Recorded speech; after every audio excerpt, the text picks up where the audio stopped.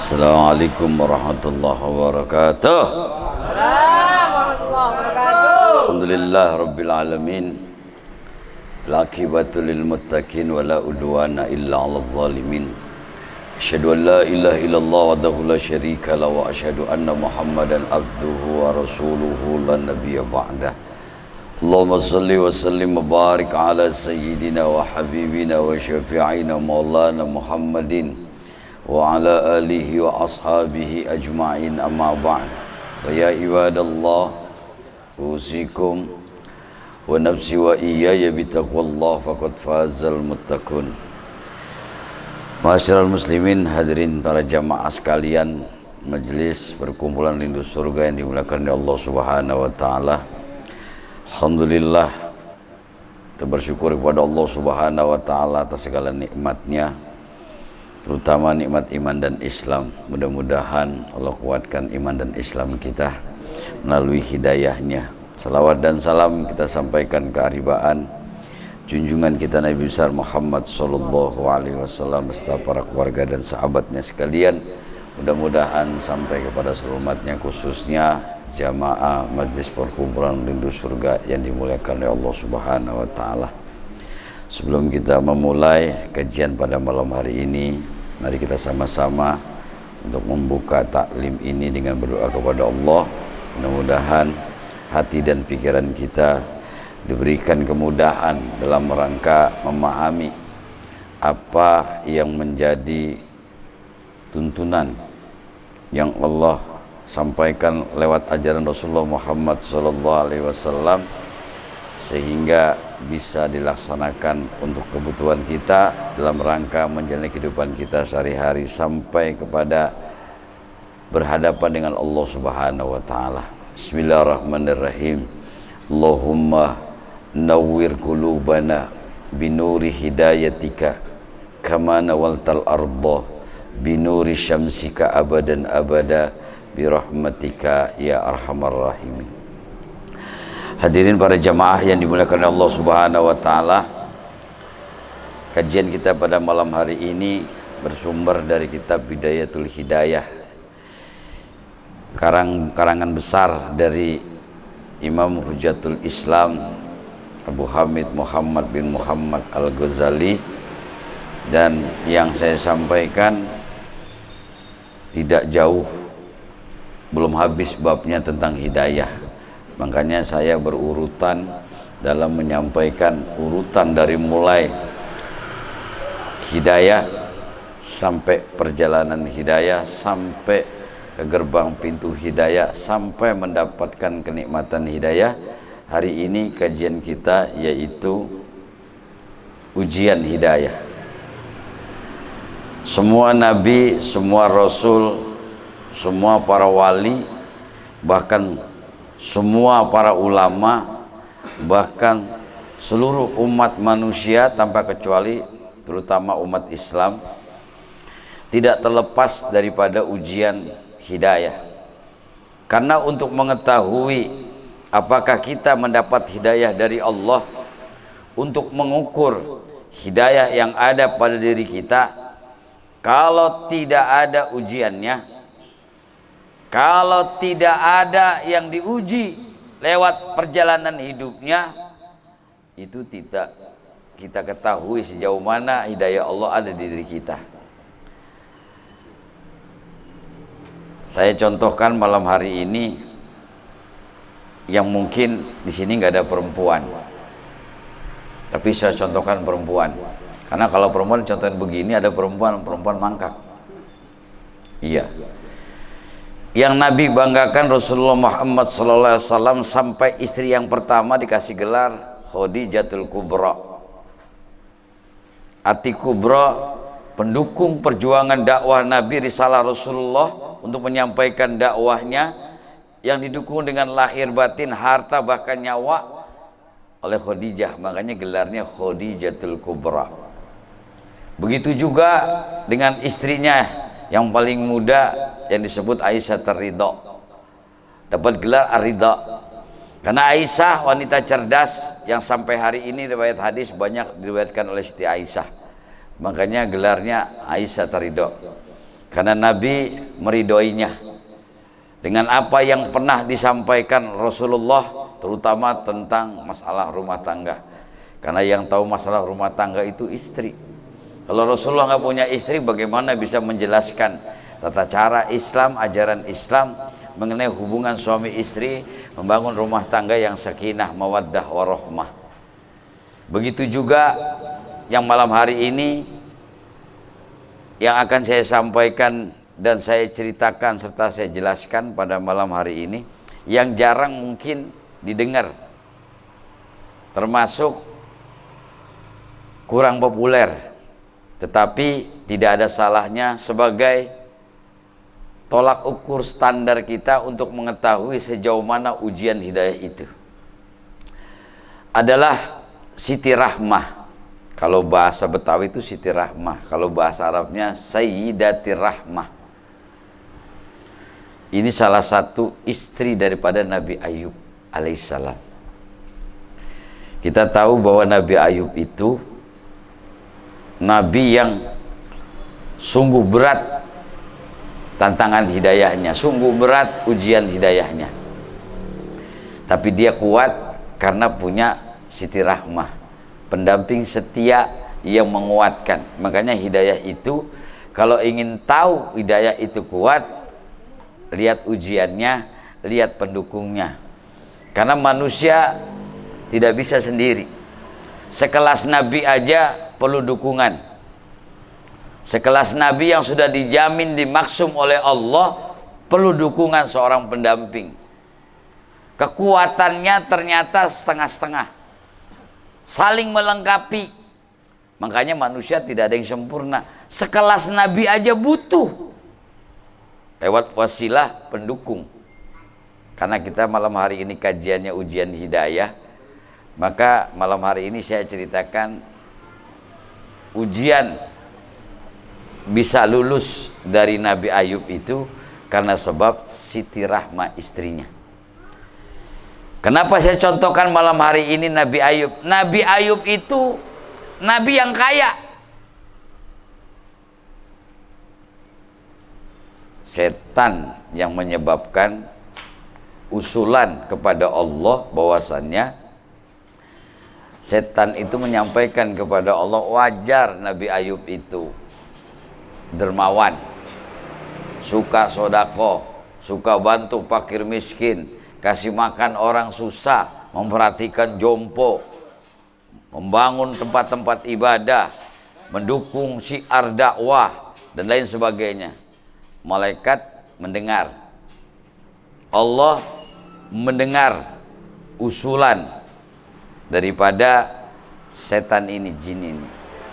Iblis laknatullah usul kepada Allah, wajar dia kuat hidayahnya, wajar dia kuat keimanannya, wajar dia kuat tauhidnya kepada Allah, karena dia dikasih orang kaya. Akhirnya Allah untuk membuktikan kekuatan hidayah, diuji Nabi Ayub dari kaya jadi miskin, dari kaya jadi miskin. Apakah dia berhenti untuk melakukan dermanya? Semampunya. Makanya sedekah itu bukan cuma pakai duit doang. Ini ujian hidayah. Ketika kita dikasih amanat oleh Allah berupa harta, maka gunakanlah harta itu di jalan Allah. Itu tandanya kita lulus hidayah dari Allah.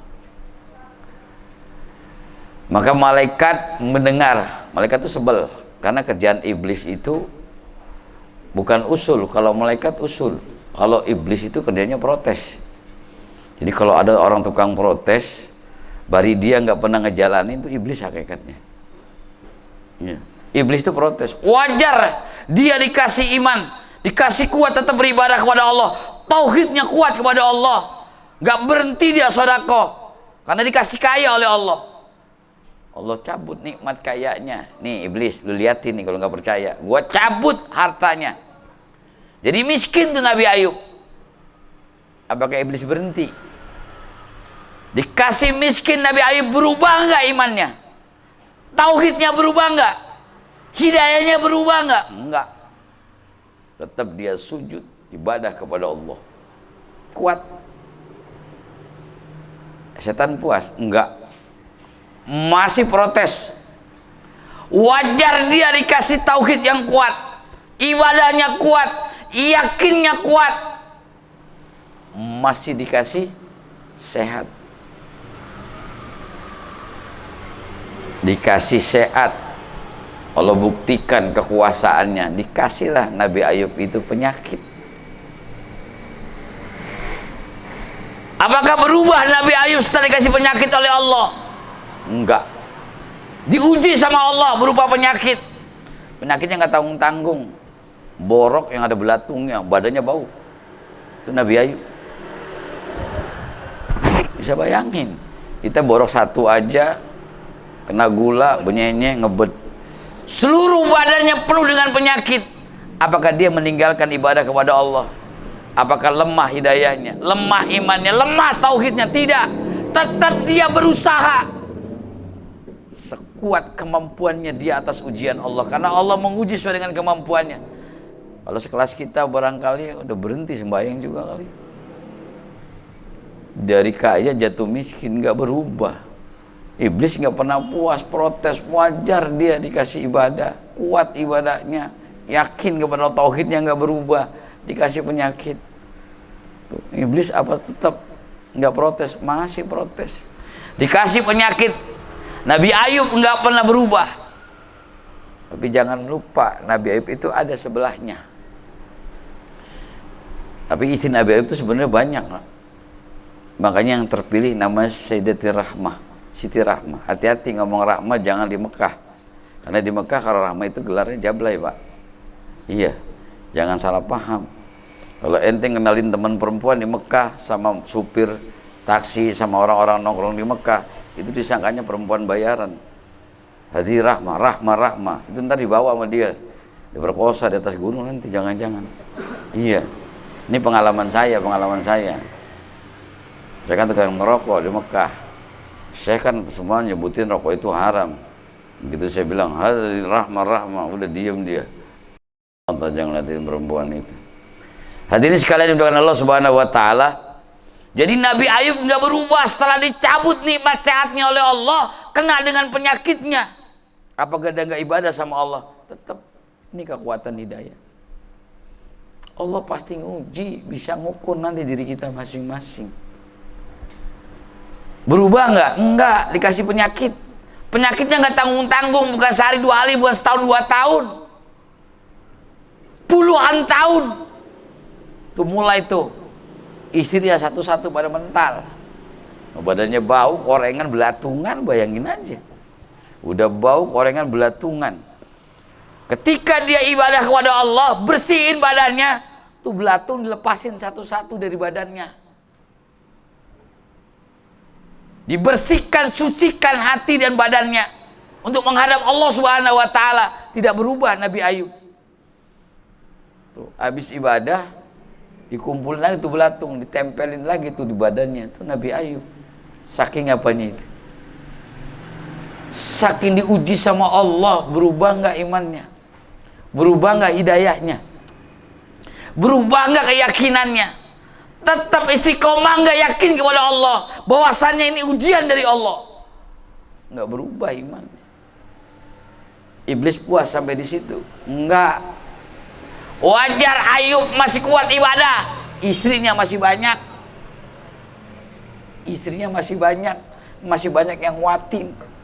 Tuh, bisa dibayangin nggak? Jadi setan itu kerjanya protes, nggak pernah puas ngelihat orang seneng. Jadi kalau ada manusia kayak begitu, iblis sebenarnya itu. Ya, nggak seneng lihat orang seneng. Iblis kan protes sama Allah. Allah buktikan kekuatan Nabi Ayub. Semua istrinya pada ninggalin, udah nggak ada yang mau. Tadi dari ganteng jadi jelek, penyakitan, badannya bau, nggak puas. Istrinya pada dibuang, pada ninggalin. Setan ketawa. Ya, kalau setan ketawa itu hati-hati. Kalau ketawanya setan berlebihan. Kalau kita ketawa kan ha gitu doang. Kalau setan ketawa itu nggak berhenti-berhenti. Ya. Hanya banyak. Oh, banyak tuh setan. Puas sampai di situ enggak? Enggak puas. Setan masih protes, iblis masih protes. Wajar dia masih takwa kepada Allah. Wajar dia masih kuat hidayahnya karena Allah. Kenapa? Karena masih tinggal punya rumah. Tuh, bayangin. Akhirnya Nabi Ayub diuji sama Allah, dikeluarkan dari rumah, bahkan dari kampungnya, diusir karena penyakitnya mengandung penyakit yang lain, bisa nular. Apa dia berubah imannya kepada Allah, hidayahnya kepada Allah, tauhidnya kepada Allah? Enggak, tetap enggak berubah. Ini buat pelajaran itibar buat kita. Tuh Nabi diuji sampai segitu, kita mah nggak sampai ke segitunya lah, nggak sampai. Nah paling kita malas-malas dikit doang. Ya kalau lagi jatuh cinta paling sebentaran, nggak sampai ke situ-situ. Tapi ini sudah mulai ujian yang berat, ngukur iman dari tempat tinggalnya, rumahnya, sampai diusir dari kampungnya. Berhenti? Enggak, setan tetap, iblis tetap usul sama Allah. Masih ada yang ngedukung tuh anak-anaknya, masih punya anak. Akhirnya Allah uji Nabi Ayub, anaknya pada mati semuanya. Tuh, berubah enggak? Enggak. Manusia kadang-kadang belum diuji baru di satu, ngomongnya udah kemana-mana. Allah nggak adil lah, Allah nggak sayang lah, Allah nggak mau lah, nggak nerima doa gue lah.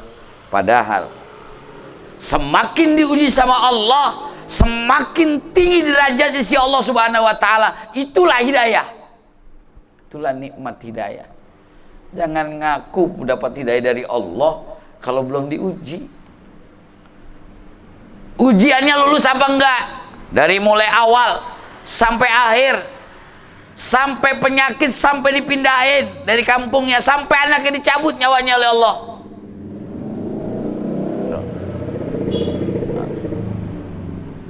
Tapi Allah masih berikan kekuatan pendamping Nabi Ayub itu, namanya Siti Rahmah. Makanya abadi itu Jabar Rahmah. Yang disebut cinta abadi Nabi Adam dan Hawa itu ada di Jabar Rahmah pertemuannya. Jadi gambaran untuk menuju cinta surga itu di Jabar Rahmah. Makanya simbol daripada Jabar Rahmah itu diambil daripada istri Nabi Ayub, namanya Siti Rahmah. Rahmah artinya kasih sayang. Tidak ada yang bisa memberikan kekuasaan, kekuatan, bahkan untuk bisa melaksanakan ibadah kepada Allah kecuali rahmat Allah. Itulah gambaran Siti Rahmah. Nabi Ayub sampai kuat, dari mulai penyakit jadi miskin, jadi jelek, jadi nggak karu-karuan hidupnya, sampai nggak makan berhari-hari. Hanya satu yang mendampinginya, itu Siti Rahmah. Makanya ketika Nabi Ayub sembuh dari ujian, dari penyakit dan lain sebagainya, maka semuanya istrinya datang kembali. Yang banyak itu pada datang.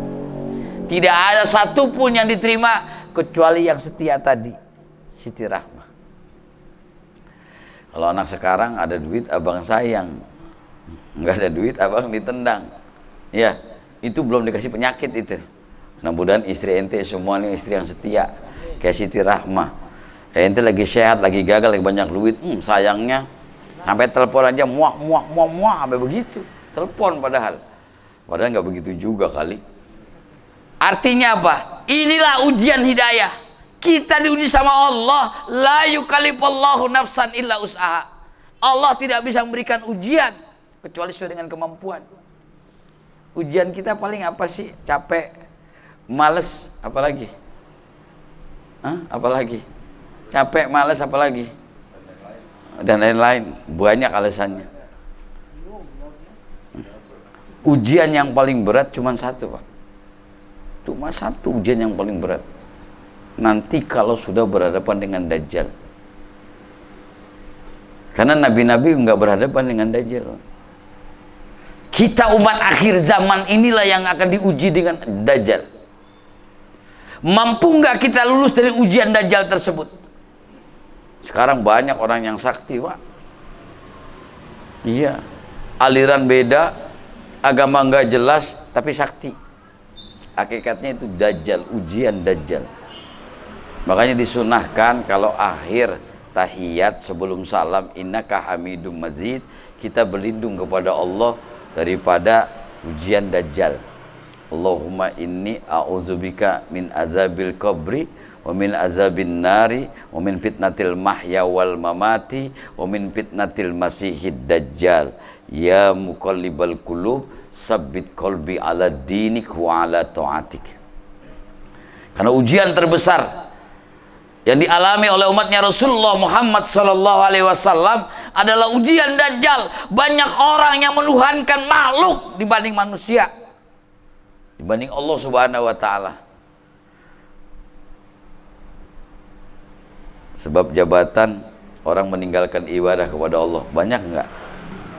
Sebab jabatan banyak hidayah digadaikan.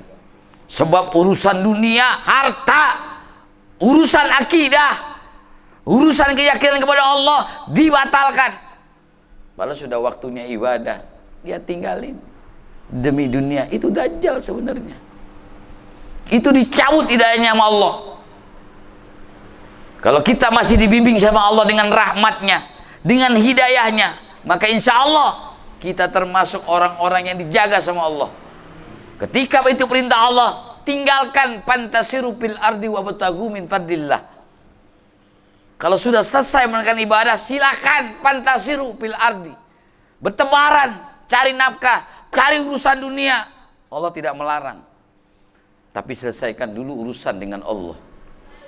Karena sampai hari ini banyak manusia menuhankan jabatan, banyak manusia menuhankan uang, harta dan sebagainya. Lebih-lebih takut, karena takut nggak bisa makan, takut nggak bisa hidup, takut karena makhluk, bukan takut karena azab Allah. Maka orang-orang yang takut akan azab Allah, orang yang yakin akan ridha Allah, kemudian Allah ridha padanya, insya Allah hidupnya dijaga sama Allah. Hidayahnya akan tetap dijaga oleh Allah. Ujiannya pun disesuaikan dengan keyakinan dan kemampuan dirinya. Tidak akan pernah mungkin Allah kasih ujian yang lebih berat, batas kemampuan manusia, lebih-lebih makhluknya. Iman kita mah iman orang awam. Kita bukan muridnya wali, kita bukan muridnya ulama besar, kita muridnya cuma ustadz kampung. Yang ngomong ustadz kampung ini masalahnya. Iya, pondok saya dulu ya pondok bambu. Saya masih zamannya nggak ada listrik. Saya dulu mondok itu zamannya pakai cempor. Habis ngapal juga hidungnya hitam. Ya zamannya cempor. Pondok saya ya pondok bambu, nggak kayak sekarang pondoknya. Kemarin saya ngantar anak ke pondok udah modern, udah canggih, gedungnya udah bagus. Kalau saya mah pondok bambu, bener-bener kampung di atas gunung. Darul Palah itu dulu pesantren biru tuh masih bambu. Di atas gunung posisinya, jauh ke sono kemari, khusus buat belajar untuk menggali agama Allah, memahami. Karena sekarang banyak orang kenal agama, tahu agama, tapi nggak ngerti makna hidayah dalam jiwa dan hatinya. Cirinya gampang, jangan pernah menyalahkan, jangan pernah ada di hati kebencian. Seluruh makhluk Allah, jangankan sama manusia, ya jangankan sama manusia, sama binatang, bahkan sama iblis pun, karena itu makhluk Allah, tidak boleh ada kebencian. Karena Nabi mengajarkan apapun yang kita hadapi ujian dari Allah, semua kembali kepada Allah. Guru hikmah saya mengajarkan wa ufawwidu amri ilallah. Kembalikan semuanya urusan kepada Allah. Kita ridho Allah jadikan sekarang. Walaupun kita bukan murid ulama besar, walaupun kita bukan murid para wali, walaupun kita cuma muridnya ustadz kampung, tapi tetap istiqomah menyembah Allah, yakin akan tauhid kepada Allah. Tidak ada perubahan walaupun ujian begitu besar. Tetap menyembah Allah. tetap bersyukur kepada Allah, tetap berharap Allah memberikan pertolongan kepada kita, membimbing hidup kita sampai ke surganya Allah Subhanahu wa taala. Pernah bangga, saya foto sama ulama besar, tapi kelakuan ente iblis besar. Mana buktinya? Banyak. Ente mentang-mentang gurunya banyak, ada orang salah, padahal orang itu juga nggak paham, disalahin, dikata-katain. Itu sama aja bikin malu guru itu. Berarti gurunya nggak ngajarin atau dianya yang salah paham. Nggak paham ketika gurunya ngejelasin ilmu. Sekali lagi saya sampaikan, ciri Dajjal itu gampang nyalin orang, gampang ngapir-ngapirin orang, gampang semua perbuatan kebaikan orang itu dianggap salah sama dia. Ini akhir zaman. Guru saya pernah berkata demikian, hati-hati Jang, engke bakal ngalamin yang namanya fitnah, saling menyalahkan. Yang benar itu silih asih, silih asuh. Disitulah Siliwangi ngajarin. Saling menjaga, orang yang dapat hidayah itu saling menjaga. Arti menjaga apa? Saling mengingatkan untuk tetap istiqomah, yakin kepada Allah, bahwasanya hidup itu Allah yang atur, yang memberi rezeki itu Allah, yang menghidupkan Allah, bahkan yang mematikan itu Allah. Kita ujian mah gak seberapa, Pak. Nabi Nuh seorang nabi diuji sama Allah, anak istrinya gak beriman, Pak. Kita alhamdulillah, walaupun bapaknya sebulan sekali sholatnya atau setahun sekali, anaknya masih sholat, Pak. Walaupun bapaknya ngajinya seminggu sekali atau sebulan sekali, anaknya tiap hari ngaji. Allah itu adil.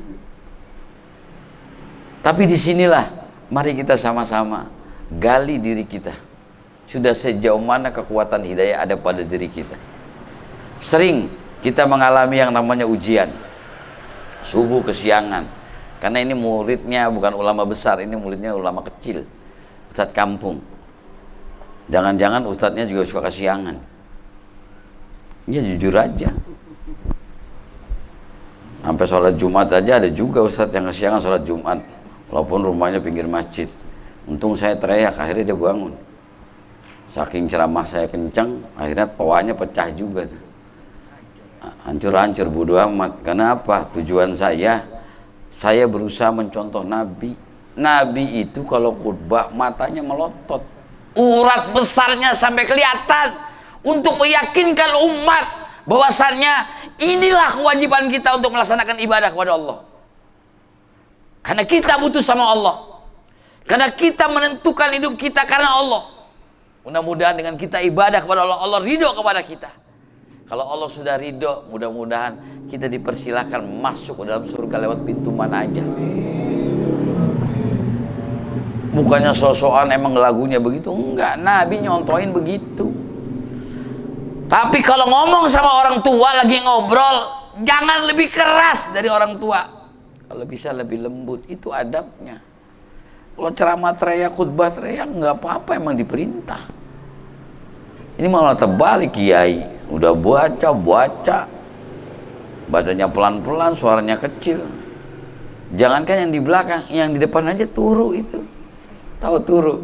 Sare, tidur, sampai ngorok itu orang sholat Jumatan. Ngapain lu sholat Jumat ngorok? Kalau mau ngorok di rumah aja. Ini peringatan juga buat para ustadz, para kiai, para khotib. Untuk apa? Saling mengingatkan, bukan kebencian, bukan. Biar sama-sama arti tanggung jawab seorang muslim. Karena begini ini bukan kewajiban ustadz aja. Semua orang Islam wajib saling mengingatkan. Wa tawassaw bil haq wa tawassaw bis sabr. Sampaikan kebenaran, wasiatkan kebenaran, sampaikan kesabaran, sabar dalam ujian Allah. Sabar dalam beribadah kepada Allah, sabar dalam menanti janji Allah. Ini yang penting. Janji Allah itu pasti di dunia bahkan di akhirat. Yang penting sabar dalam ujian. Nah, kekuatan sabar itulah kekuatan hidayah. Kita ngukur sama-sama. Ada nggak manusia nggak diuji? Pasti semua diuji oleh Allah. Untuk apa? Untuk mengetahui sejauh mana kecintaannya kepada Allah. Berubah nggak? Lagi enak-enak kerja, dipecat. Berubah nggak ibadahnya? Sholatnya berubah nggak? Zikirnya berubah nggak? Tambah meningkat apa enggak? Kalau dia tambah turun, berarti siap-siap dicabut hidayahnya oleh Allah. Tapi dia semakin yakin Allah akan berikan yang terbaik, akan lebih baik, maka ibadahnya pasti meningkat, zikirnya pasti meningkat, sodakonya pasti meningkat, salawatnya pasti meningkat. Ini yang penting. Itu buat ngukur diri kita. Lagi enak-enak, sayang-sayangan, adem-adem, tentrem, diuji rumah tangganya. Bininya sakit, nggak bisa ngelayanin. Udah tuh mulai ngayap. Maghrib ditinggal, isya dilewat, subuh pulang kesiangan. Mulai tuh. Berarti itu sudah mulai lepas hidayah dari Allah. Ingatkan teman kita, saudara kita, jamaah kita. Kembalikan kepada Allah. Ini yang penting. Inilah yang disebut ikhwanul muslimin. Saudara sama muslim. Kalau memang ngaku saudara sama muslim, disitulah kewajibannya.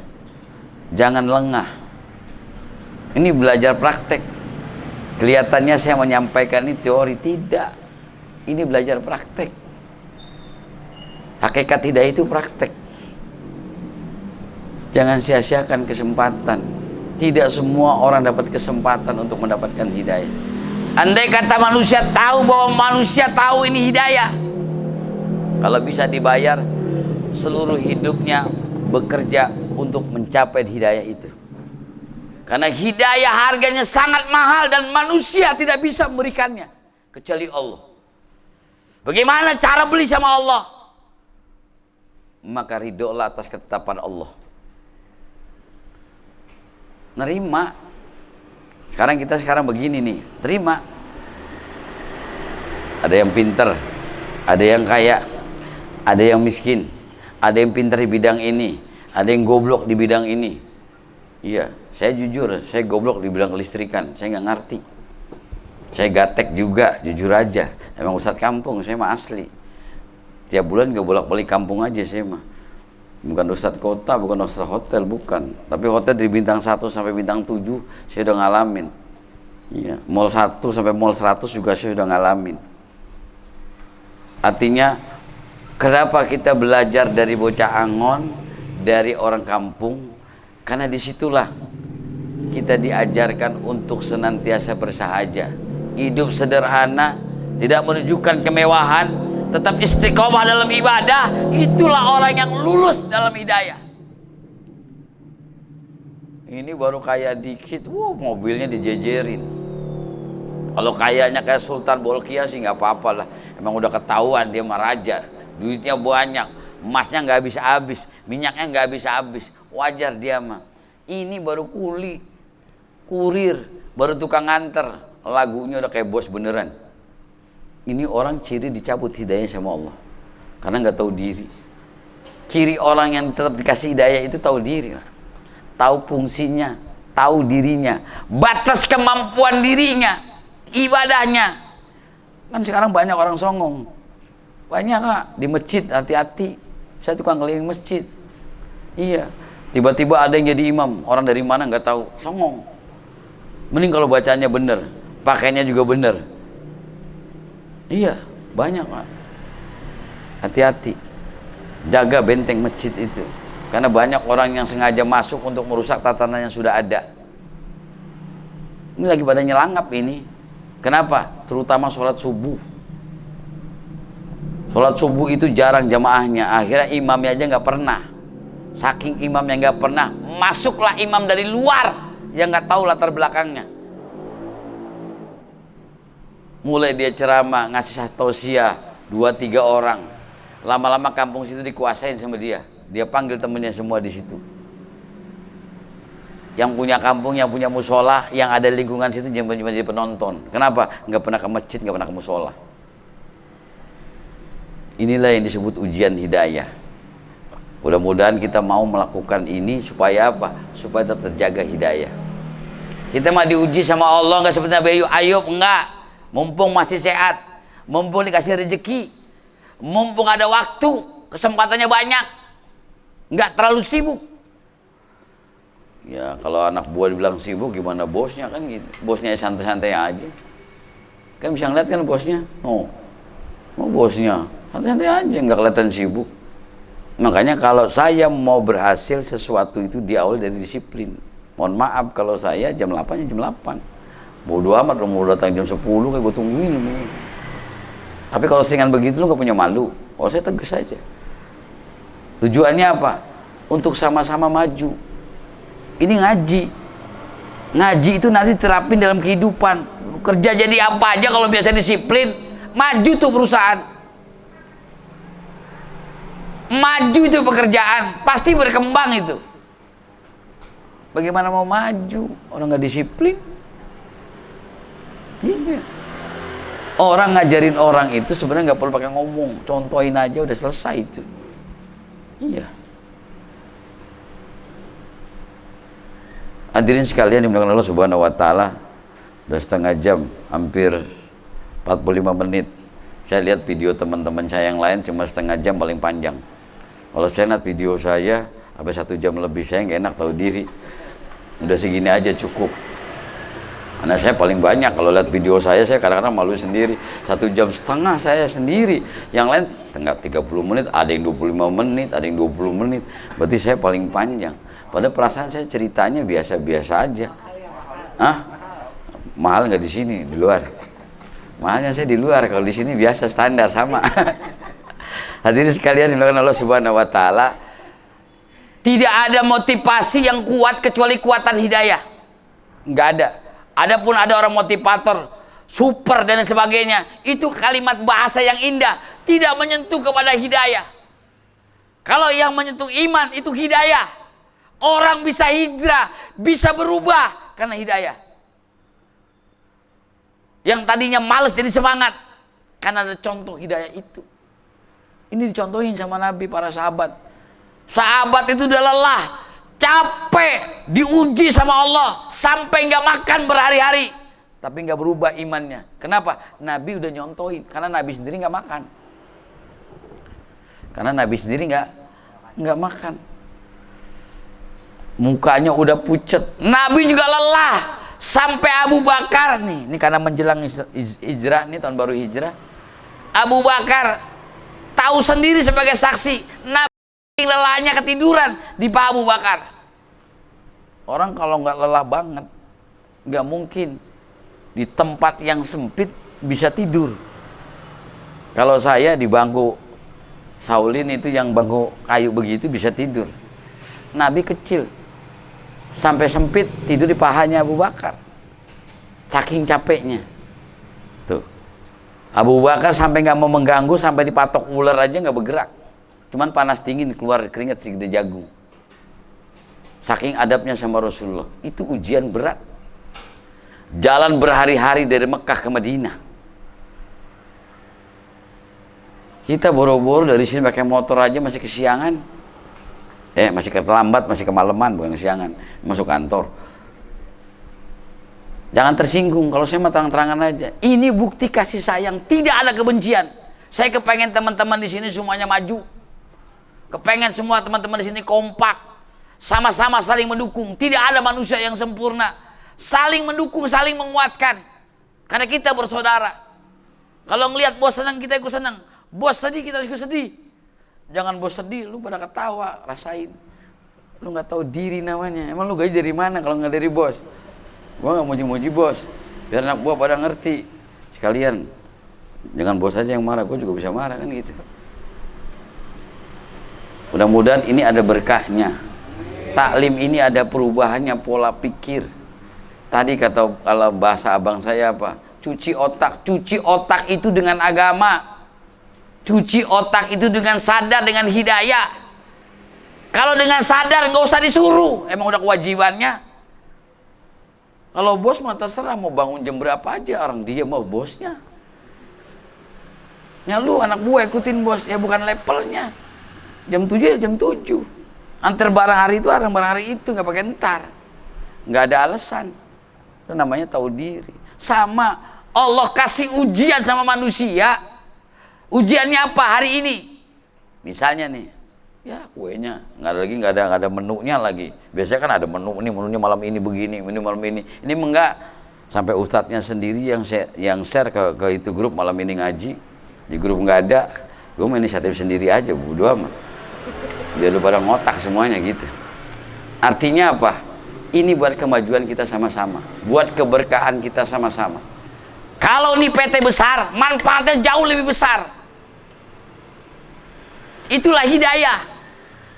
Kalau duit dipegang sama orang yang ngerti agama, duit dipegang sama orang yang ngerti agama, yang dapat hidayah dari Allah, pasti duitnya untuk kepentingan agama. Jamin saya. Itulah kekuatan hidayah. Lemahnya hidayah karena kemunafikan. Itu lemahnya hidayah. Katanya ustadz, tapi ngomong, nggak ngasih contoh. Menafik nggak Pak? Bener kan saya ngomong nih? Nggak usah takut, bener aja. Saya nggak pernah protes. Saya suka dikritik. Saya suka dievaluasi. Kenapa? Karena saya merasa manusia kurang. Nggak ada yang sempurna. Kalau cara penyampaian saya kurang sopan, ingetin aja. Namanya manusia. Tidak ada yang kurang. Sebelum saya tutup, hadirin sekalian, terakhir saya sampaikan buat para jamaah, karena kita semuanya di sini satu atap, ya, satu wadah, namanya perkumpulan rindu surga, di tempat yang sama, di wadah yang sama, di pimpinan yang sama. Inilah kekuatan yang kita punya, dijaga. Bukti yang menjaga itulah orang yang mendapat hidayah. Kalau yang masih hare-hare, masih masa bodoh, masih gampang Bang Anung mah, berarti belum dapat hidayah. Belum lulus ujian hidayahnya, belum lulus. Tapi kalau orang yang udah sadar arti kepentingan bersama, kemajuan bersama, syiar bersama, sampai mendukung bersama-sama apapun yang dihadapi, insya Allah yang segini insya Allah bisa merubah, karena ditata dengan rapih. Karena Allah berjanji dalam Al-Quran, kan min fi'atin qolilatin qolabat fi'atan katsiratan biiznillah. Buka surah As-Saff ayat 4. Situ sudah jelas berapa banyak yang sedikit tertata, disiplin, militan, otaknya jenius, bekerja sama, saling bahu membahu, maka bisa merubah, mengalahkan yang banyak tapi tidak teratur, tidak disiplin. Makanya syarat maju itu disiplin. Saya nggak banyak ngomong, contoh aja udah jam 8 tank. Ayo buktiin. Udah berapa tahun saya di mari. Saat siapa yang berani kayak gini ngomong? Kenapa? Karena saya langsung contoh, ngomong penegasan doang. Inilah kekuatan hidayah. Kenapa? Ustadz hadir supaya apa? Supaya turun rahmat Allah, masuk hidayah. Supaya pada sadar, inilah kita kepentingannya ibadah. Niatnya karena Allah, bukan karena manusia. Bukan saya emosi karena tadi gue nungguin. Enggak, ini mah terang-terangan aja. Enggak ada kebencian di hati. Saya penegasan aja. Muka boleh Batak saya, tapi hati saya Arjuna. Hati Cianjur saya. Iya, insya Allah. Ini buat teman-teman semua. Tapi sebelum saya akhiri, silakan tanya jawab biar ada komunikasi dua arah. Jadi jangan kesannya saya marah-marah, enggak. Saya enggak ada niat marah-marah. Saya ingin teman-teman di sini sama-sama membangun kesadaran. Ya, saya tidak ada kebencian. Saya kepengen dari yang kecil ini, yang sedikit ini jadi kuat, sehingga manfaatnya lebih banyak, bukan hanya sekitar kita, tapi bisa sampai ke keluarga kita, bisa sampai ke tetangga kita, bisa sampai ke umat yang lain, sehingga banyak orang di luar Islam bisa masuk Islam sebab wasilah perkumpulan kita. Semakin bagus akhlak kita, semakin baik ibadah kita, semakin peduli terhadap sesama, insya Allah itulah keberkahan hidayah dari Allah. Sebelum saya akhiri, barangkali ada pertanyaan, 1-2 pertanyaan, ya, walaupun udah panjang juga, udah hampir 1 jam, nggak apa-apa. Emang udah kebiasaannya begitu kali. Saya nggak enak kalau cuma setengah jam, kayaknya baru bebusah doang, belum basah. Ya, silakan, ada pertanyaan? Ya, falyatafaddal masykura. Ada? Abang ada? Jangan takut, teman saya mau udah belak-belakan aja. Jangan malu juga. Saya orang gaul juga, silakan. Saya pernah dimaki-maki juga sama nenek-nenek di perapatan, nggak apa-apa. Dibilang ustaz sih kayak gitu, kayak jablay, biarin. Karena dia belum ngerti, belum paham metode dakwah saya. Ustaz sih nongkrong sama orang mabok, biarin karena dia belum ngerti. Alhamdulillah, jangankan yang mabok, yang di luar Islam aja masuk Islam saya banyak. Karena apa? Adab yang saya dahulukan, akhlak yang saya dahulukan. Saya nggak langsung melarang, tapi saya pendekatan. Dan inilah metode dakwah untuk merubah, mengajak orang untuk kembali kepada Allah. Silahkan. Makanya kalau dibilang Ustaz Jablay, biarin, karena saya di lapangan. Tapi MUI semua mengakui Jabal Nur. Jarang Ustaz yang mau kayak gitu, kata cuma lu doang. Makanya lu pantas dapat gelar Jabal Nur. Di perapatan, di mana aja, sampai pinggir kali aja lu ada katanya. Biarin, udah resiko. Enggak mancing saya, mancing konde. Iya beneran, boleh dicek no. Dari mulai BKT sampai lorotan. Alhamdulillah yang mancing masih diingetin, ajan. Dakwah saya begitu. Rata-rata orang mancing tuh pada lupa sembahyang. Dan gue mah terang-terangan aja. Bang Ipung. Silakan, ada pertanyaan? Ya, saya nggak marah ya. Ya silakan. Saya bilang kopi. Nih maaf. Ya, pakai mic dong biar jelas. Terima kasih ya. Assalamualaikum warahmatullahi wabarakatuh. Waalaikumsalam warahmatullahi wabarakatuh. Izin bertanya Pak Ya, Ustadz. siap menjawab. Ini apa tadi cerita tentang Nabi Ayub. Iya. Kenapa di Arab itu bicara rahmah itu wanita yang tidak baik? Iya. Satu. Kedua, Siti Rahmah ini istri yang keberapanya Nabi Ayub. iya. Nah, yang ketiga, banyak. ketika kita bertanya kepada orang tua, kita harus lebih rendah. Nah pertanyaannya orang tuanya ini kupingnya bolot Pak Ustaz. Iya. Nah itu gimana kita mau kencang Iya, dikit, iya. Kita ngomong pelan gak kedengeran, itu baik petunjuk. Terima Iya. kasih Pak Ustaz. Iya. Assalamualaikum warahmatullahi wabarakatuh. Waalaikumsalam. Langsung saya jawab. Ya.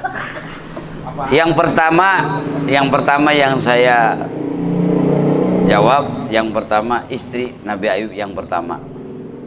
Kalau bahasa pergaulan di Arab itu rahmah itu jablay. Aslinya sih nggak jablay, cuma istilah Arab itu jahiliyah Pak. Jahiliyah itu lebih biadab dari orang-orang di luar Arab, makanya Nabi turun di Arab. Di Arab itu jangankan zaman dulu Pak, sekarang nenek-nenek umur 80 tahun kelihatan nyingkap pahanya sedikit diubar sama orang Arab. Iya, makanya bahasa rahmah itu kalau Arab itu ada dua bahasanya, ada Arab Fusoha, ada Arab Amiyah. Kalau Arab Fusoha, rahmah itu artinya kasih sayang. Kalau Arab Amiyah, rahmat itu artinya jablay. Sama seperti begini, saya contohin. Keramat tunggak itu aslinya al-waqaf Pak. Tapi karena ada dunia malam di keramat tunggak, jadi orang plesetin ke situ Pak.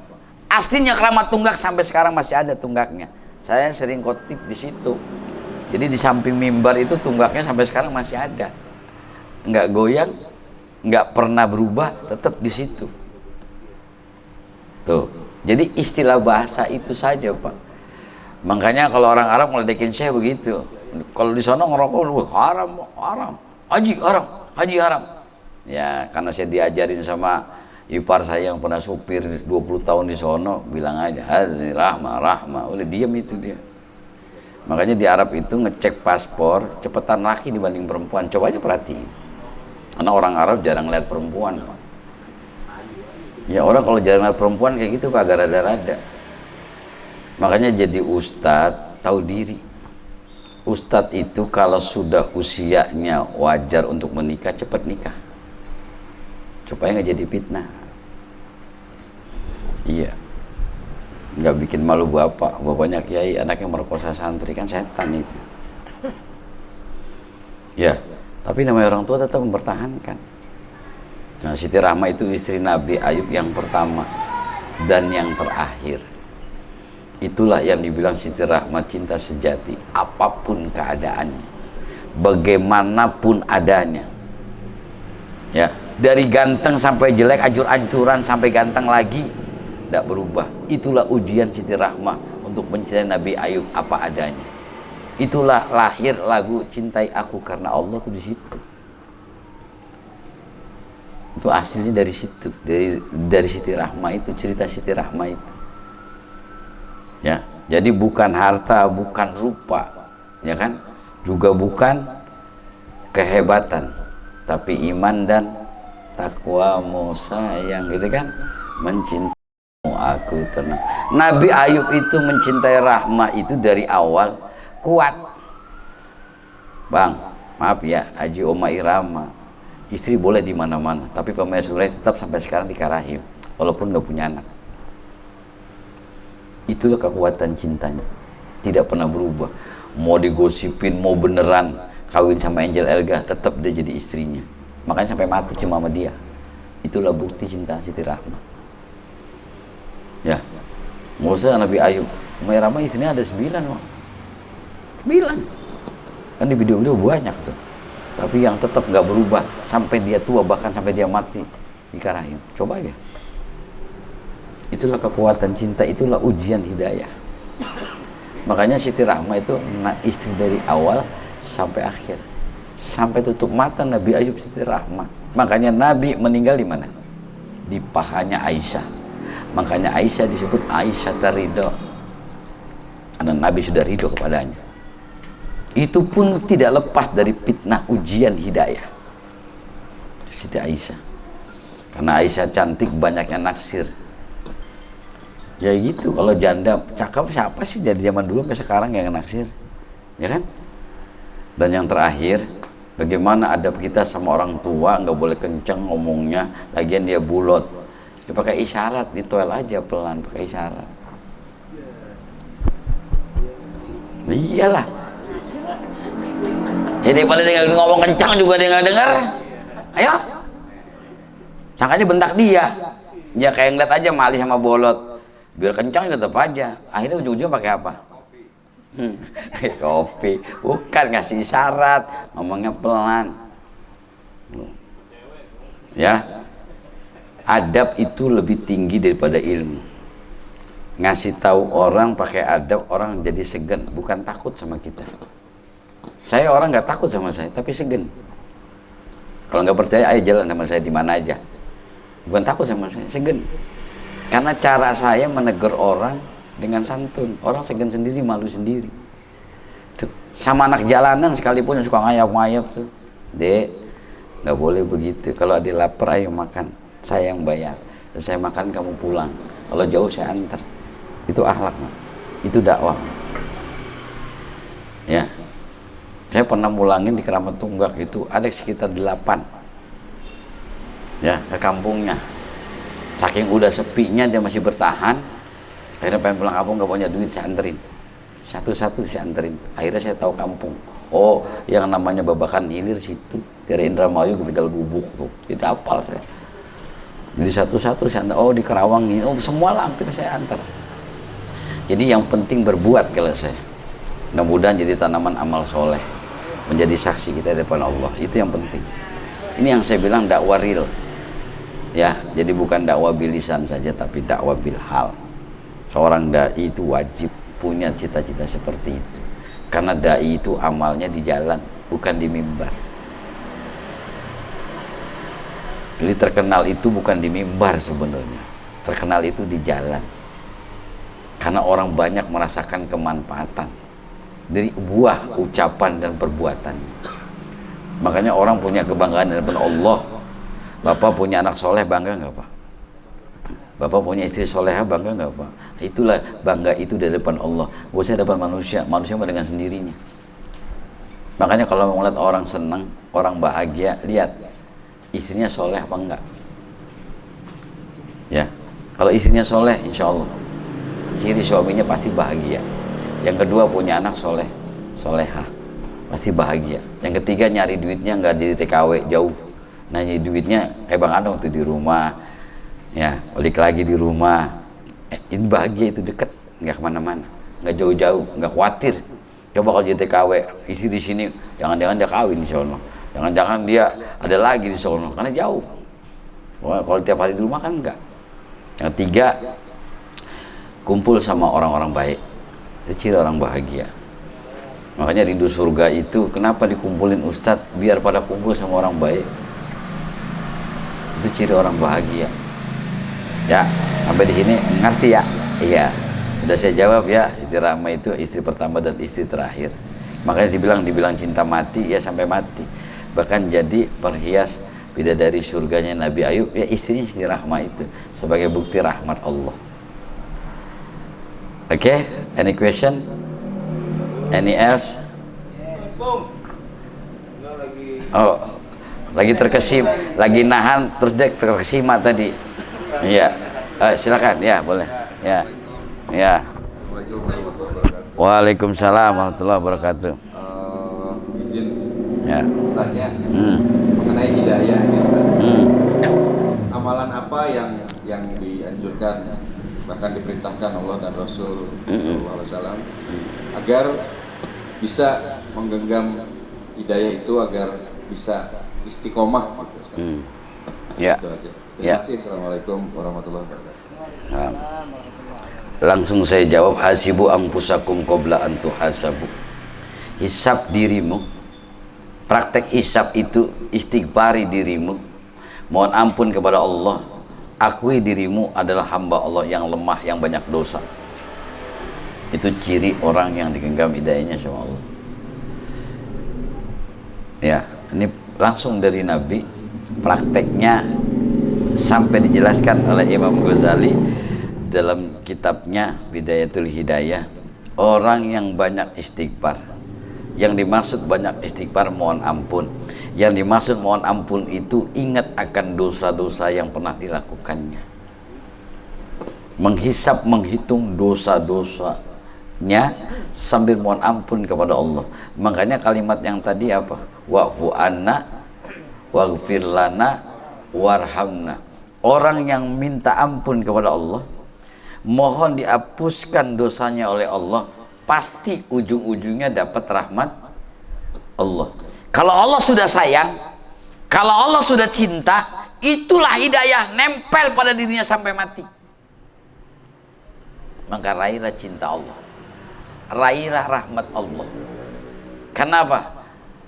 Ada dalam cerita kitabnya Imam Ghazali, orang wali, orang alim, orang soleh, ibadahnya selama dia balik umurnya 100 tahun, sekitar 80 tahun dia full ibadah.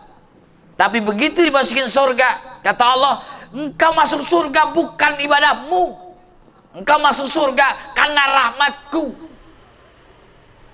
karena kau berbuat apa yang kusuka. Bukan hanya sholat saja, amalmu aku suka. Kau mencintai hamba-hambaku yang lemah, kau peduli sama hamba-hambaku yang lemah, kau peduli sama hamba-hambaku yang tersesat. Amalmu yang membuat rahmatku, yang membuka surgaku, bukan hanya ibadah. Benar nggak begitu? Buka kitab Ihya Ulumuddin kalau nggak percaya. Itu orang yang hidupnya full ibadah. Masih Allah tegaskan, jangan bangga dengan tahajudmu, jangan bangga dengan haji umrohmu, ya, karena itu bukan menjadi tanggung jawab Allah untuk masukkan ke dalam surga, karena itu kewajibanmu. Tapi karena Allah suka, karena Allah ridho, karena Allah sayang, mencintai, karena engkau mencintai hambaku, mencintai hambaku yang lemah, peduli terhadap hambaku yang lemah, yang jauh dariku sehingga dia bisa beribadah kepadaku, itulah yang menyebabkan rahmatku membuka pintu surga buatmu. Itu yang penting ya. Jadi hisab diri, hitung diri, satu hari ini kita sudah berbuat apa supaya Allah senang, Allah suka, Allah mencintai kita. Karena Allah mencintai hamba Allah, ya, hamba Allah yang mencintai hambanya karena Allah. Nih, ada teman ya nggak sembahyang, ingetin, sembahyang karena Allah, karena kita sayang sama dia. Itu yang menjadi wasilah rahmat Allah membuka pintu surganya buat kita, bukan ibadah kita. Kalau ibadah kita emang tanggung jawab, kewajiban kita. Inilah harus dimiliki oleh orang Islam yang ngerti. Makanya ngaji itu supaya ngerti, supaya dipraktekin maksudnya. nggak buat sendiri. Tidak ada ajaran Islam yang hanya untuk diri sendiri. Nabi tegas kok, malam yahtama bi amril muslimin falaysa minhu, kata Nabi. Barang siapa yang ibadahnya buat sendiri, apa-apa buat sendiri, jangan ngaku sebagai umatku sebelum dia peduli terhadap umatku yang lainnya, bahkan terhadap sama manusia, bahkan sama makhluk Allah, dia harus peduli. Ya. Jadi jangan pernah nyalain setan, Pak. Manusia jangan disalahin, setannya nggak mau disalahin, Pak. Ya. Yang pacaran siapa, yang bunting siapa, yang disalahin siapa? Setan. Setan nggak terima, Pak. Iya, makanya jangan. Nah, emang lu juga yang konyol. Setan nggak pernah salah. Setan nggak pernah maksa. Setan cuma protes sama Allah. Ini orang kuat amat, diuji. Protes lagi, kuat, diuji ini. Ganti ujiannya. Setan. Makanya yang suka protes itu setan. Iblis. Kenapa? Jangankan setan, Pak, manusia aja sebel, Pak. Bentar protes, bentar protes, bentar protes. Ya nggak, dikerjain kagak. Coba itu dialami sama kita, belum tentu, Pak. Makanya nggak gampang jadi pimpinan tuh. Kata abang kita tadi apa? Nggak gampang jadi pimpinan. Harus bijak. Bijak apa dulu kalau saya? Bijaksana, ya. Harus arif katanya, ya. Harus arif. Arif bijaksana. Ada Arif Iskandar, ada Arif banyak, Pak, itu, Pak. Arif itu. Ya, ada Arif soleh, ada Arif berdegul, ada. Benar. Bergantung Arif itu. Ada orang Arif artinya bijak, tapi bijaknya buat sana, bukan buat sini. Bijaknya buat pejabat, nggak buat rakyat. Ada. Bijaknya buat bos, buat anak buah kagak. Di Islam nggak boleh begitu. Di Islam itu hak dan kewajiban sesuai dengan tanggung jawabnya. Kullukum ra'in wa kullukum mas'ulun an ru'iyah. Semua punya tanggung jawab. Semua adalah pemimpin, dan setiap pemimpin pasti akan dipertanggungjawabkan depan Allah tentang kepemimpinannya. Udah pasti. Mimpin diri sendiri minimal. Bisa nggak memimpin diri sendiri? Kewajibannya kepada Allah bisa nggak? Perintah Allah, larangan Allah, bisa nggak? Diri sendiri dulu, sebelum ke yang lain. Makanya ku angpusakum wa ahlikum nara. Mudah-mudahan walaupun sedikit, tetap aja 1 jam lebih. Udah 1 jam lebih nih. Kalau saya sama nunggu saya udah 2,5 jam. Kalau saya mah nggak perlu beda, yang penting sadar diri, ada perubahan, mindsetnya tambah maju, sama-sama yuk kita maju, kembangin yang ada sehingga bisa menjadi manfaat untuk orang banyak. Saya nggak pernah berhenti, tiap malam saya berdoa buat tempat ini. Kenapa? Karena dari situlah kita bisa banyak berbuat. Dari situlah banyak orang yang merasakan kemanfaatan. Ya. Mumpung kita masih muda, masih ada waktu, tenaga, kesempatan, kemampuan. Kalau saya udah tua, saya udah tua aja masih keliling. Kalau belum subuh saya belum pulang. Kalau nggak ada tugas sekalian, kalau nggak ada tugas saya di tempat saya ngimamin. Bicaranya bicara umat. Kalau kita sudah punya tanggung jawab begitu, artinya apa? Nggak usah perlu banyak ngomong, orang udah tahu sendiri. Kita masih enak ngerokok nyantai, ngopi semua ada, kue ada, makanan ada. Pernah nggak keliling? Nggak usah jauh-jauh, sekitar kita aja. 40 rumah ke depan, 40 rumah ke belakang, kiri kanan, ada nggak ngamalin kayak begituan? Susah, Pak. Kalau bukan hidayah susah, nggak bisa. Nggak usah jauh-jauh, 3 rumah dari kita, depan belakang kiri depan. Coba aja. Kalau saya mau ada depan, pintunya ada depan, ada 7 orang 1 pintu, bayangin aja, 1 kamar. Itu bukan katanya, kalau saya pelaku, makanya saya berani cerita karena saya pelaku. Saya nggak mau ngomong kalau saya nggak ngelakuin, paling nggak mau kalau saya. Makanya saya suka sering teriak subuh, padahal 4:30 itu. Masih kurang puas juga, habis subuh gue kirim lagi subuh. Paling jawab setan lu pada. Saya berani gitu. Iyalah, tujuannya nggak benci, nggak ingetin, karena itu sayang, Pak. Kalau nggak sayang nggak mungkin, ngapain sih gue begitu-begitu? Nggak ada kerjaan aja. Padahal kerjaan sepele juga itu. Tapi minimal ada amal soleh di situ. Kalau yang sadar, terima kasih ayah. Ada yang begitu jawabannya ada.